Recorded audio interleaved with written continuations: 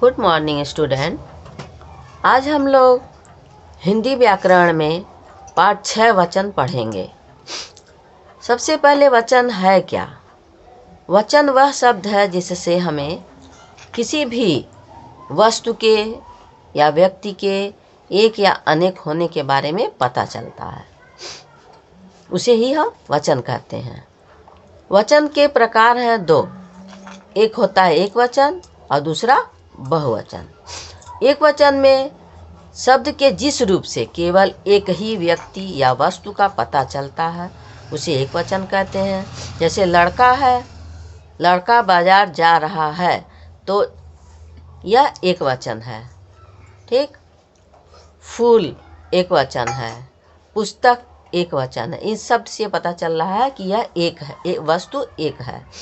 बहुवचन शब्द के जिस रूप से अनेक व्यक्ति व वस्तुओं का पता चलता है उसे बहुवचन कहते हैं।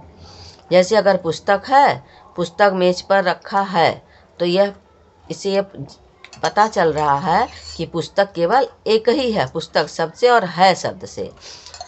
संज्ञा और क्रिया से वचन का पता लगाया जा सकता है कि यह कौन सा वचन का शब्द है। तो पुस्तक मेज पर रखा है, तो पुस्तक एक पुस्तक रखा, पुस्तकें मेज पे रखी पड़ी हैं, तो इसके मतलब कि यह पुस्तकें हैं, बहुत सारी किताबें होंगी। ठीक। तो यह बहुवचन हो गया। वचन परिवर्तन के लिए कुछ नियम है। जैसे आ के स्थान पर ए कर दिया था। अगर पहले शब्द का अंतिम वर्ण में अगर आ आता है तो उसके स्थान पर ए कर दिया जाता है, यानी आ की मात्रा हटा करके ए की मात्रा लगा दी जाती है, तो वह बहुवचन बन जाता है। जैसे छाता है तो छाते हो गया। ठीक। लड़का है तो लड़के हो गया। ठीक। इस तरह से यह आ के स्थान पर ए कर दिया जाता है पुल्लिंग में। ठीक।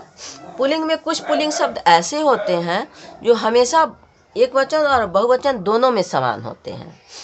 वही इस एक वचन में भी है। जैसे गुरु है, मुनि है, हिंदू है, विद्वान है, ये शब्द एक वचन में भी वही रहेंगे और बहुवचन भी वही रहेंगे।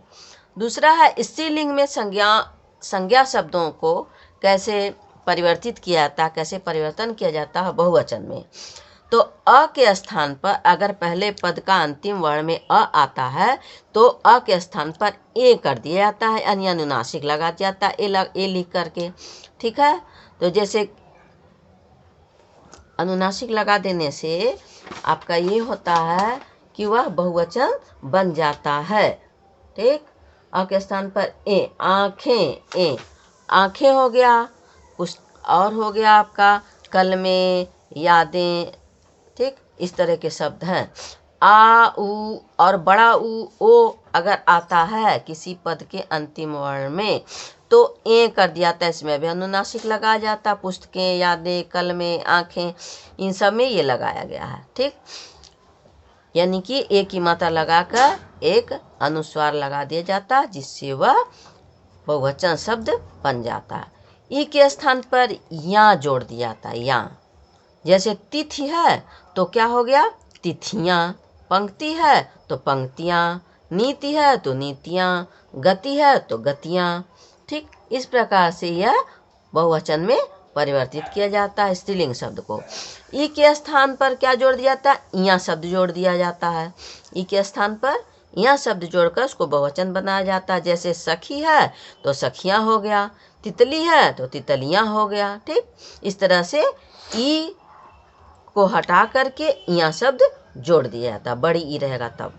ठीक। फिर कुछ शब्द आते हैं स्त्रीलिंग के जिसमें शब्द का अंतिम वर्ण होता है या।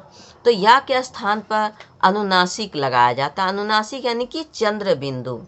चंद्र बिंदु जो होता है इसे अनुनासिक कहते हैं। यह चंद्र बिंदु जोड़ दिया जाता है। तो चिड़िया अगर है तो अगर या के ऊपर हम चंद्र बिंदु लगा देते हैं तो ये बन जाता है चिड़िया। डिबिया है तो इसके ऊपर चंद्र बिंदु लगा देते हैं तो ये बन जाता है डिबिया। ठीक। मक्खी है तो मक्खियाँ। इस तरह से ये बहुवचन शब्द बनाए जाते हैं।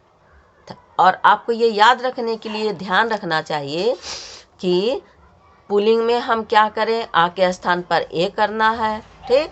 स्त्रीलिंग में अ के स्थान पर ए लगा दिया जाता है, और आ उ छोटा ऊ बड़ा ऊ अ के स्थान पर ए अनुनासिक ए लगा दिया जाता है।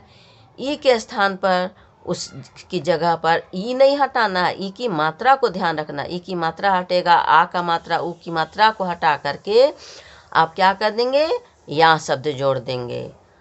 जैसे तिथि का तिथियां बना है, ई के स्थान पर या शब्द जोड़ देंगे, या के स्थान पर अनुनासिक जोड़ देंगे। तो इन शब्दों को बस आप याद रखेंगे तो आपके लिए बहुवचन बनाना बहुत ही आसान हो जाएगा। Thank you.